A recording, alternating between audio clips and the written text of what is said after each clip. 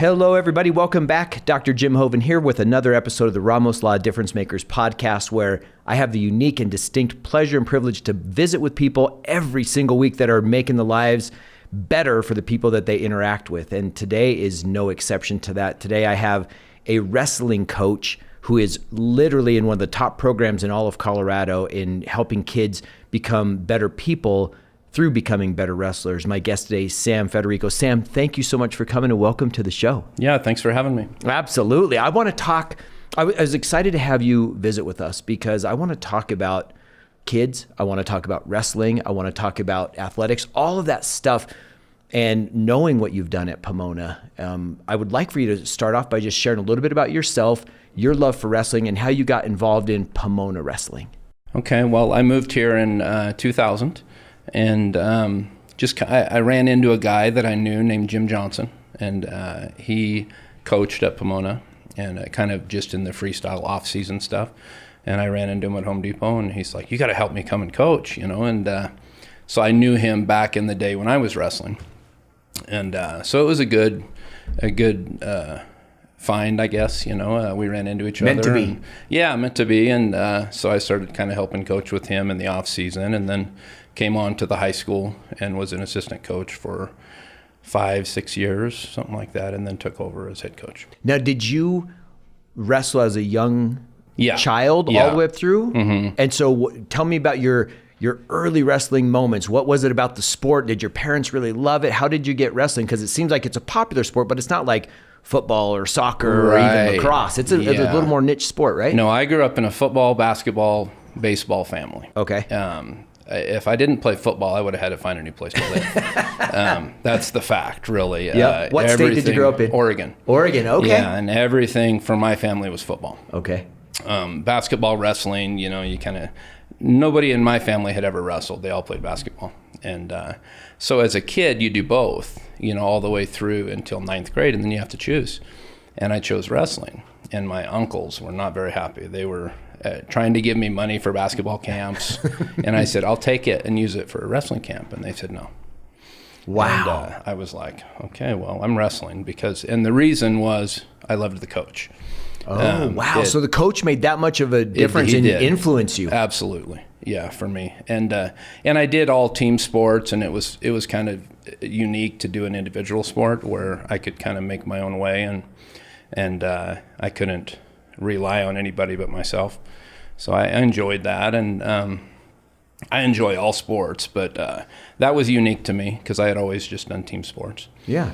And so when you start wrestling, did you find that did you choose wrestling besides the coach? Were you better at wrestling than you were at maybe basketball, or was it? They say no. They say I was better at basketball. Wow. And we had, here's kind of a funny story. We had, when I was in high school, they had a 3-point contest, and I won it. Oh, you did? For the whole high school? Yeah, and I hadn't played basketball in a long time, and I hadn't shot a basket in a long time. But that was kind of fun. But no, I don't know that I was better at it. It was different, though, and I needed something different, I guess. The challenge was there. You know, basketball, when you're a freshman, you go on the freshman team, and then you go on the JV, and then you're on varsity. And maybe your sophomore year you make varsity or something. But with wrestling, you could make varsity right out of the hole, you know, and you're only wrestling people your size. So it's unique in that way that freshmen have success at a sport, and in most sports they don't. That's great. Especially nowadays. Yes. Did you then go on to wrestle in college? Yes. Yep. And where'd you wrestle through college? I wrestled at Southern Oregon and then University of Oregon. Okay. Yeah. And how did you like that experience? Like when I think of wrestling, it wasn't a sport that we had in high school because we had a very small high school, right? So it was football and basketball, all the guys had.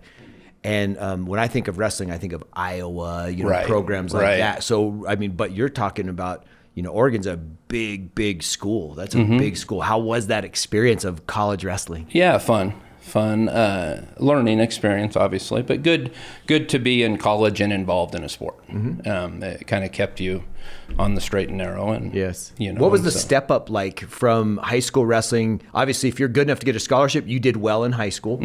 Was it that same thing that you just talked about, where a freshman in high school could make varsity because it was guys same weight. In college, did that same thing hold true, or is the difference in age at that point because of strength and technique and all that? Is that a whole different level? Yeah, it's different, but it's the best way to explain it probably would be when you first go into college out of high school, you might not score in the practice room for a month. And then when you finally do, you're finally starting to adapt to a new speed, a new strength, a new, so, and plus you're not confident coming in. You're like, well, these guys have been wrestling in college for 2 or 3 years. And so it's different. And I will tell you it's different back then and not so much different now. These kids now that train year round for wrestling, like when I grew up, you did 3 sports. You were busy with sports, but when wrestling was over, it was over. Yes. And nowadays, it's year round. There's tournaments all the time, and these kids now go into college and win a Division I title as a freshman.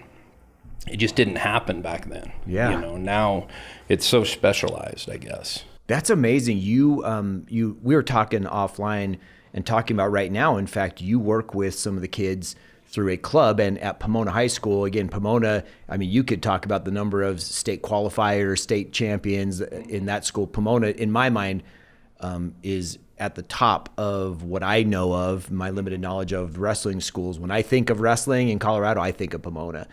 Good. Yeah, right? I'm glad. Yeah, absolutely. and so when you look at what you're seeing, some of these kids now are coming into Pomona's club program where they don't have to go to Pomona because it's off season and they're training.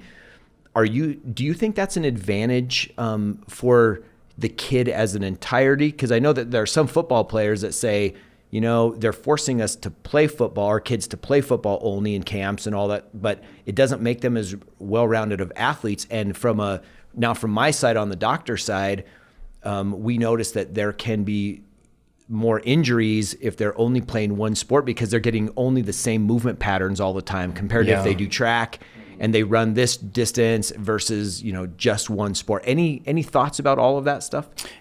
Well, yeah. Our off-season stuff is for the kids that just wrestle.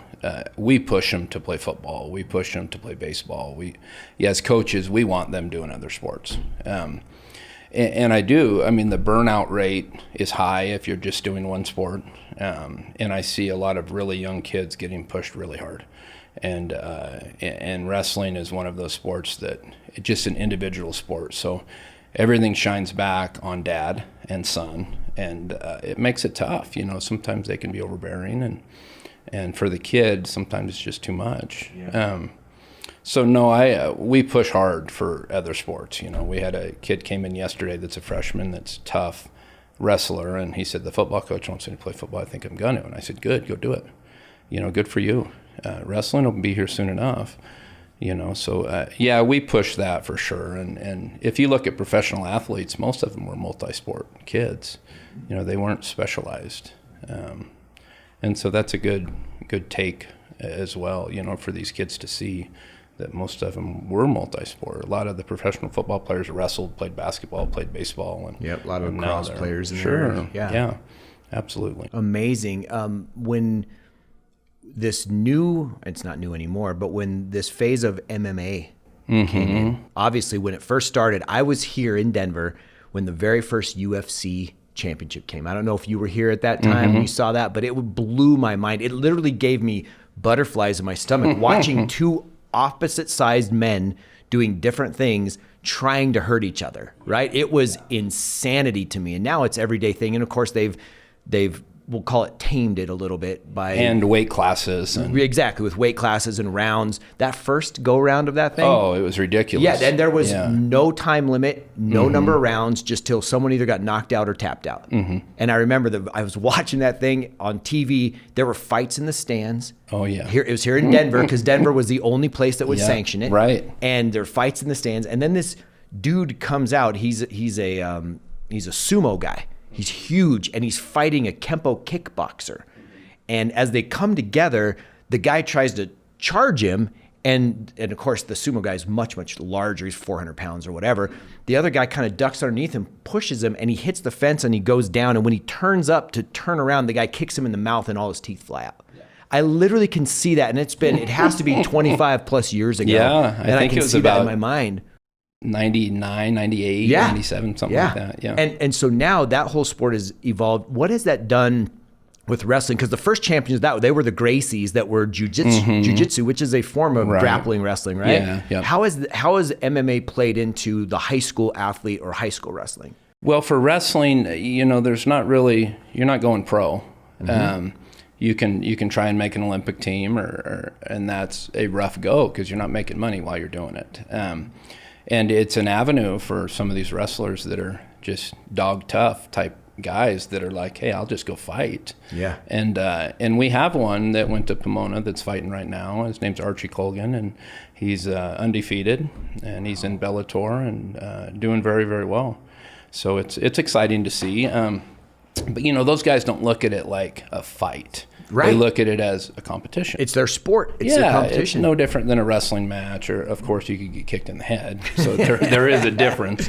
But they don't look at it like that. They look at it like, I'm not done competing, and this is something I can compete at. Do the kids refer to MMA when they're in wrestling? Is there an influence of MMA into the high school wrestling programs, or do they see it as a whole separate thing? Separate, just because a lot of the stuff in MMA you cannot use toward wrestling, but they do like doing submissions and things like that. Some of them in the off season will go to jiu-jitsu practices and boxing classes, and so you think, well, that might be a future MMA guy, But back when, like the first UFC you're talking about, those guys were making $1,000 to show and $1,000 to win, and if you didn't get your teeth knocked out, you might come out ahead.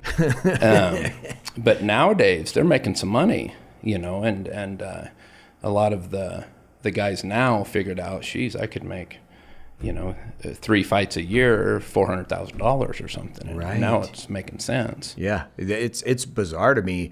It's evolved a lot, financially, for sure. And when you look at where the culture is, the culture wants to see that, right? And that's why the money's there. Do you follow the TV rights and all the rest of it?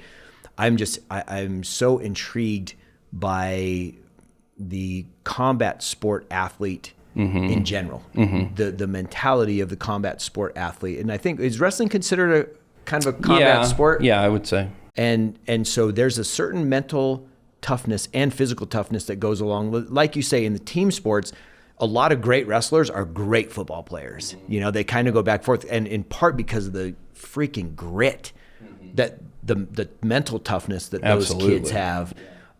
Describe for me, what, if you will, what makes for someone who's watching or listening, what's the mentality that you have to be a productive wrestler? And there's only one state champion, and there's a lot of great wrestlers who don't get that. Sure. But what are the successful attributes of a wrestler? I think hard work is the main one, and being able to be mentally tough enough to push yourself hard. And if you don't push too hard, you'll never push hard enough, in my opinion. Oh, what a great saying. I've never heard that. Say that one more time. If you don't push hard enough, or if you don't push too hard, you'll never push hard enough. Wow. And you just don't know, at the age of these athletes, their mind gets in the way, not their body. And now you look at someone my age, your body gets in the way and not your mind. That, brother. You're telling yourself, I could do this. Well, maybe you can't, but at that age, their bodies can do it. If their mind says, I'm going to do this, they're going to do it. So I think that's probably the best, is just mental toughness and being focused on something, but anything, I tell the guys, you can't be a bad student and a great wrestler. It just doesn't happen. You got to be able to push hard in everything you do, not just some things. It always catches up to you. Yeah. I've heard some guy say, a guy he's a public speaker and a teacher and this and that. He said, how we do something is how we do everything. Absolutely. And that's what I just heard you say. Do the athletes respond to that? Do they grasp that? Yeah. Right now has been our most successful years at Pomona. We've won state the last 4 years, and these kids have good grades. They're good kids. The school loves them. They're those type of kids, and they work really hard, and they're a team. And sometimes in wrestling, you don't have teams. Everyone's kind of out for themselves. And this group that we have now have been together a long time. and they all care about each other and they push each other, and that makes a huge difference. How did you build or foster that culture? Because I know team cultures, team chemistry, that's everything. Because especially if all things are equal, then it's that love factor for each other, the buy into the vision. And anyone watching or listening to this that's part of a team of any sort, work team, social team, church team, the same things that you're talking about, teams win, right? And so with a 4-time state champ, last 4, you've done something right. Like, what is it, Sam, how did you get the culture to where everyone buys in, and what did you use? What tools did you use to get there? These kids have wrestled together, and like I said about Pomona Elite, having a club, we don't have middle school sports in Jefferson County, so we get these kids from age 4, 5, 6 when they start wrestling until they get to high school, and then we get them through high school. So our youth coach, Sal Gutierrez, does an awesome job with our Pomona Elite team, and we have a ton of kids running across the country wrestling people, and we're known by these little 8 and 10 and 12-year-olds that are just tough, And so I think being on the same team growing up, being in the same room, and there's an amount of respect you earn for each other when you're beating each other up every day. I think my best friend and I got in a fight. That's how we became friends. We had to sit on a wall together. And so I think you just build a sort of respect for each other and care for each other through hard work and through practices. And when you become a team, that's what they care about, and those kids, we had a kid graduate this last year, Daniel Cardenas. It was a 4-time individual state champ, and he's at Stanford now. Great student, great kid, and a great leader. And he really pushed the team, as far as team goes, he was definitely the team leader, and what he said meant more than what I said. He's their peer. He's in a position to really make a difference and get on some of these younger kids that are doing things not right. And so it's really good when you have some team leader and some good team camaraderie. Do you as coaches look for those kids and then pour into them things to help them become better leaders, or is it something that just kind of naturally, organically grows? Or it's we do, but a lot of it's organic, and it's not always the best wrestler, that might be the team leader. Daniel was the best team leader and the best wrestler, so it worked out that way. But there's been years where not our best guy was the leader of the team, and it's just, they kind of fall into that or earn it, I guess. And it's not necessarily only a senior or who's been there the longest or who's the best. It's who fits that role. And, we've had various kids fit that role that weren't the all-star on the team. So. And do you guys do anything with respect to intentionally creating a culture? So do you do team bonding kind of things, for lack of a better term, that helps drive that might be different than another program that's helped establish the dominance? I'm not sure about other programs, but I know what we do. Yeah, we do a lot of that type of stuff. We're together a lot. Those guys will go stay the night somewhere camping or stuff like that is fun. And we just, I think as a whole, the group gets together really good. Oh, that's good. What about girls and wrestling? Is that tell me about that? Is that a thing? Is it I know I've heard of it, but I don't know. How does that work? So CHASA sanctioned it, girls wrestling. So we of course started a team because we have girls in our youth program, and so it started 2 years ago.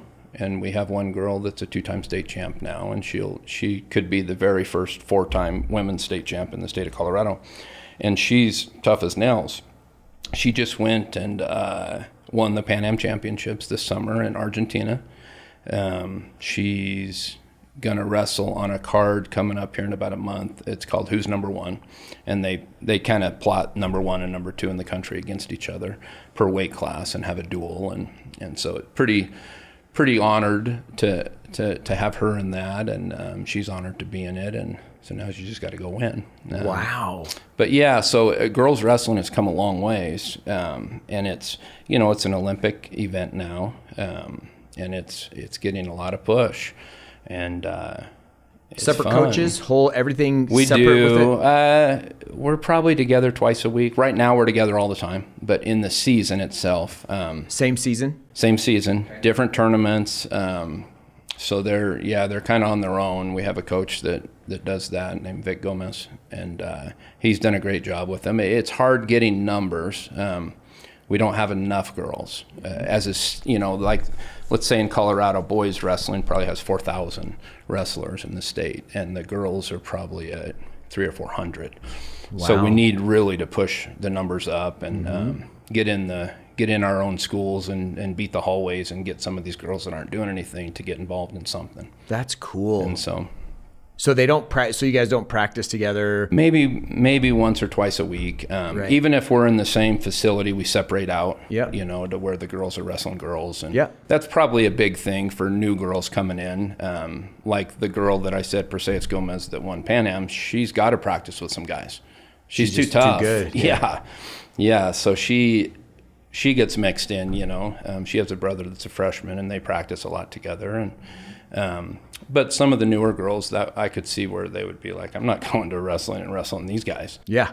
So it's good to separate them out and keep two things going. But it doubled my workload, I can tell you that, with scheduling and trying to get gear for all of them, and so it's tough, but it's needed, and it's good for kids. I think anytime you can get more opportunities for kids to be involved in something, I think it's great.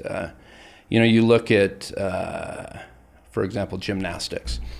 There are some superb gymnastic athletes that do not compete for their high school. Most of them stay with club, and I do not like that. I wish that they could compete for their own high school. Yes. And I think the clubs are saying no. They're going to be in the Olympics. Well, maybe a couple. How often, does that happen? And they're not getting the experience of a high school. Like they could go win a national meet for a club and their high school wouldn't even know, versus the attention they would get within their own school for winning state or winning a big meet or something. I think that's important. Yeah, I agree.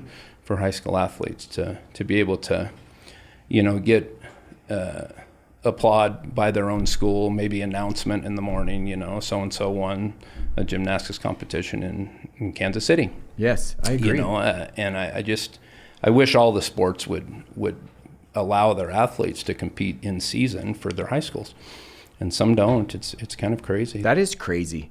Another thing that's crazy to me, Sam, is the funding challenges that go with what you guys do, right? As educators, as coaches, as mentors for high school kids, it seems like we're having a tougher and tougher time making space for the things that are now seen as not as important. But when we look at physical activity and movement and motion and teamwork and togetherness and battling through and sacrificing, all those things are showing up in sports, whether it's individual or team sports. Have you, as a coach, seen any movement on this whole thing? Like, man, we're really, really, really struggling to get money, to get funded, to, like you say, trying to find scheduling and trying to find uniforms and all the rest of it. How's that? How are you feeling at the top program in Colorado? It's tough. We have to get a lot of outside funding. We really can't do it with what the school provides. And we, as a top team, we travel, 3 times during the season. We're flying to Ohio, we fly to California, and we fly to Reno for 3 big tournaments, arguably 3 of the toughest tournaments in the country. And it's good to go to those, though, because the kids get seen by college coaches. So it's important that we continue to do that. But that's, you're looking at $25,000 a year probably in plane tickets, and so that makes it tough. And having a youth program does help. So some of that money gets split off for the high school. Not a lot, but some. And then the school will pay a little bit, but not much. They're not going to buy plane tickets. Right. They're not concerned with that. And that's kind of a me problem versus a school problem, because I set the schedule to go and compete against some of these teams. And we need to, though. We need to get nationally ranked.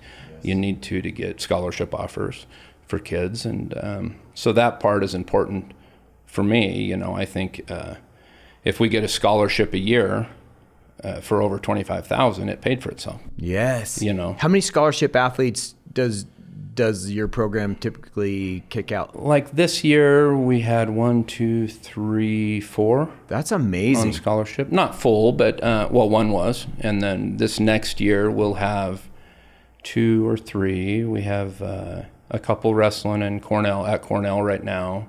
Daniel's at Stanford now. Some D2 schools around. Archie that fought was up at Wyoming, and now he's fighting. So, you know, we kick some scholarships out for sure. Which is important, yeah. Right? And that's why, and I think besides one of the best things I can remember about my high school football days and this kind of stuff, when you would travel, and we went to a small school, so we didn't have schools around us. So every away game for us was kind of traveling. And there was something to that, but you're taking this to a whole new level, and the experiences that these kids get, they will not forget. Right. And so you being able to make a way for that to happen, and then trying to find the funding to make that happen, that's a big, that's a big ask and a lot of responsibility on your part to own up to that. And then all these kids now, are they finding sponsors, or they do all kinds of fundraising, or all that? I'm sure not a lot. It's kind of, the club tries to pick up most of it, and then the parents are obligated for maybe $200 for a trip. But you got to figure that trip costs really about $1,000 by the time you get hotels, and so we're trying to pick up a good chunk of it through sponsors, through Ramos Law has been great to us. And that's always helpful. And so we have some of those that we can always kind of rely on, and they know the money's going in a good direction, and it's not getting wasted. And so, do you hear a lot of good feedback from the kids? Do they stay in touch, the ones that you have a chance to coach? And those stories have got to be amazing, what they say they got from their time with you. Right. Yeah. Like Archie that's fighting, we text after his last fight, and we text after every fight pretty much, but doing a great job. And then the guys at Cornell, I talk to them, so I keep in pretty good touch with as many of them as I can. We have a couple up at UNC in Greeley, so they're home a lot. One out at Lander University that is home 3 or 4 times a year, but when he's home, he comes to the club, and comes into practice, and so we'll have them show stuff that they're learning in college, and so it's good. And these are the same kids that were the big guy, the 8th graders, when all of our high schoolers now were 3rd, 4th, 2nd grade, so they always looked up to them. Right. So it's great. They're in the club. They see them from the time they're little bitty. Yeah, they used to get run over by them, or hit with a dodgeball, or, that sort of stuff. So they've kind of, once they've been Pomona Elite, they're always Pomona Elite, Do many come back and coach? 2 of the high schoolers, or 2 of my high school coaches wrestled for me at Pomona. Out of 5 of us, so that's good. That's really good. Yeah, and then we have a couple other great coaches. One's named Kelly Flaherty, wrestled for Wisconsin, and he's great with the kids, and super hard-nosed, hard-working type guy, but fun to be around, and not to a fault or anything. But the kids know they're in trouble if they get Coach Kelly, if they cross him. If I get mad at practice, I'm like, Kelly, get on him. And they're like, oh boy, here we go. Here's the rest of practice. Yeah. That's funny. So, what have you learned most as a coach? How has it changed you as a person? Because I think people, when my daughter was small, I coached her volleyball team. That was kind of one of the things I really enjoyed doing was volleyball. And so to be able to coach her was an honor. But I learned way more and different things about myself as a coach than I did as an athlete. Is that true for you? Have you learned some major lessons coaching these kids? For sure. I'll tell you, coaching is way harder than being an athlete. I was like, man, I wonder why the coaches seem so stressed out. When I was an athlete, I just had to worry about myself and go win a wrestling match. But man, it's coaching the ups and downs, and you build relationships with these kids. So when they lose, you lose, and it hurts. And it's just a different deal. But I'll tell you, I think the biggest thing I've learned is when I first started coaching, it was all about winning. And now it is, of course, I want to win. Everyone wants to win, but it's about being competitive in something. having drive towards something, setting a goal, no matter if it's to be a state champ or to make it to state or make varsity, or those littler goals are really what will define a young man or young woman.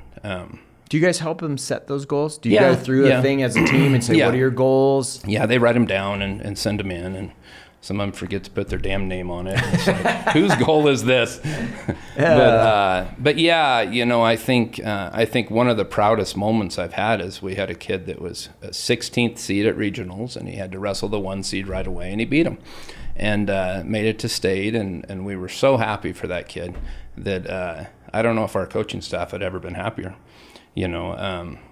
versus a kid that wins state 4 years in a row. Well, I kind of expected Daniel to, and nobody expected this kid to achieve a goal, and he did, and it was awesome.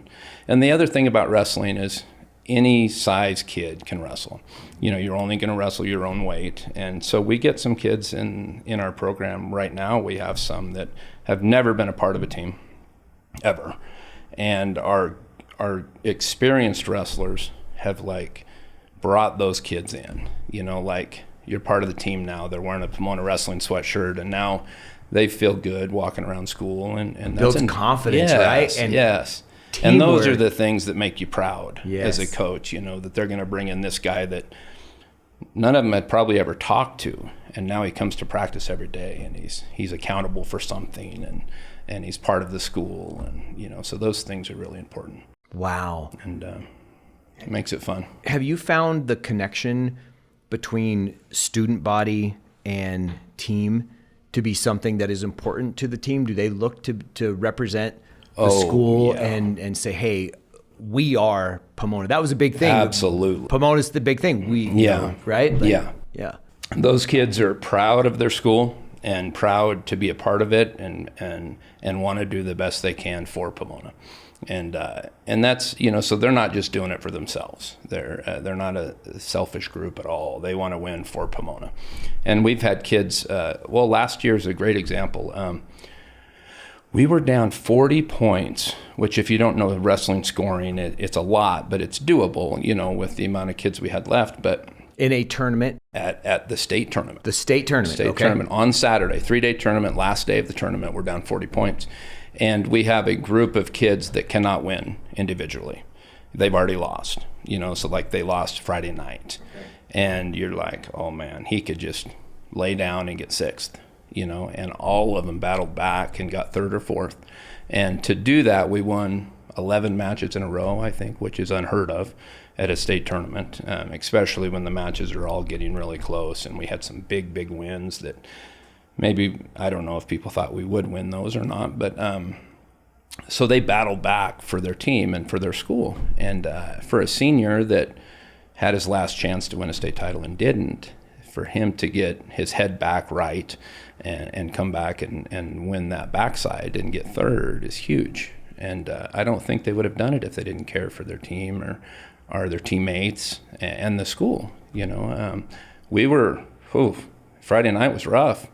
We lost some matches that I didn't think we would, and we had our hands full with another team called Ponderosa, and they're tough, and they've been second the last 2 or 3 years to us, and so they're chomping at the bit, and we, they kind of had us back against the wall, and the kids came through and wrestled really hard and did what they had to do to win, and it was fun. That's so interesting because you never think about this. At least I haven't, because I was always on team sports. Mm-hmm. I played tennis as an individual and a team sport, as far as singles and doubles, but I never played on a tennis team, right? So that it was still either I or my partner and I won or lost the tournament, the match, etc. Football, you win the state championship or you don't. Right. Wrestling, you can lose and still win the state championship. Absolutely. That's incredible. How were those kids that maybe had a little disappointment in their personal stuff, how do they balance, if I expect to win state and I don't, but our team wins state, do you find that they get swept up in the team win? Yeah, I think it really helps a lot, especially those that were seniors, that didn't win. but having the team raise the trophy at the end of the tournament was it does it. I mean, this isn't the worst thing that's ever going to happen in their life, and if it is, great. Yeah. But I think at the end of the day, they're happy to win as a team, and if they weren't, they wouldn't have done it. They wouldn't have come back, and because that guy that comes back and gets third, those are crucial team points. Versus, a guy wins it, he's going to get the most points, but third's getting your second most, fifth, fourth, fifth, sixth, seventh. But if you go out there and lose 2 in a row, you're not getting 0 team points. So every kid contributed, and those guys went above and beyond to come back and win it for their team and for their school. So beautiful. And it was great for that senior class to win every year they were in high school. So they won all 4. Is that common? No. Let me think here. Maybe 2 other teams in the history have won. Wow. 4 in a row. One team won 7 in a row, and that's kind of what we're chasing here. There you go. We're trying to get to that. That's impressive. Yeah, so if we could do that, that would be pretty good. Season's going to start soon enough, huh? Yeah, it is. We're practicing now, and but the official season starts November, and yep. What about lessons you try to teach the young men and women in the program? Do you consciously make decisions to say, we're going to teach them? Obviously, there's hard work, there's being tough, there's being resilient, there's not quitting. All those kinds of things go inherently with the sport. Are there other lessons that you try to weave in about character or honesty or sportsmanship? Do those things, from what you guys do, is that an intentional part of how you build Pomona Wrestling as well? Absolutely, yeah. And it's not just me, it's all the coaches. It's for sure. It's everyone involved, for sure. It takes an army, and all those people are the same way. We're going to hold your hand to the fire. You need to be honest, you need to be hard working, you need to be truthful to yourself, you need to be, all of those things fall into play when you're dealing with kids and hard work and dedication to something. Do you speak that, or is it just the expected? No, ethos, we speak it some, but a lot of it's expected. But yeah, we